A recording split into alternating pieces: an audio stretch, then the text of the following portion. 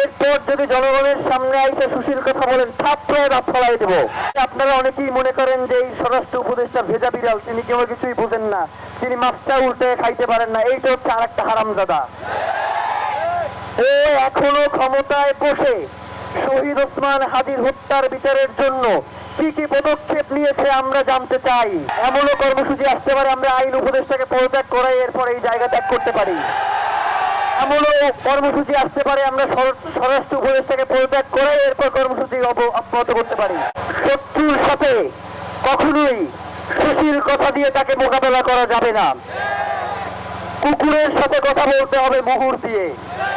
কুকুরের সাথে কোনো সুশীলতা চলবে না।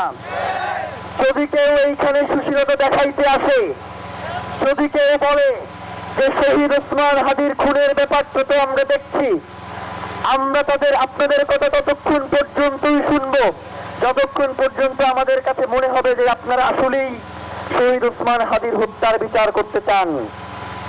কিন্তু আমরা দেখেছি আপনাদের এখন পর্যন্ত শহীদ ওসমান হাদির হত্যার খুনের ব্যাপারে, শহীদ ওসমান হাদির হত্যার ব্যাপারে কার্যকরী পদক্ষেপ আপনারা গ্রহণ করতে পারেন নাই।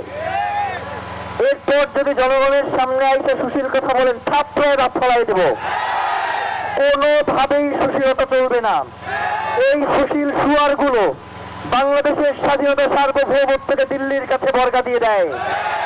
এই সুশীল সুয়ার গুলো ক্ষমতার নামে আমাদের দেশনেত্রী বেগম খালেদা জিয়ার বাসভবনের সামনে গিয়ে তাকে আগুন সন্ত্রাস হিসেবে আখ্যায়িত করে। সুতরাং এই সুশীলদের সাথে আমাদের কোনো আপোষ নাই। এই সুশীলরা এই শাহবাগে দীর্ঘ 1 মাস মত কায়েম করে মজলুম নেতাদেরকে হত্যা করেছে। সুতরাং এই সুশীলদের সাথে আমাদের কোনো সুশীলতা চলবে না। এই সুশীলদেরকে মুগুর দিয়ে শান্ত করতে হবে।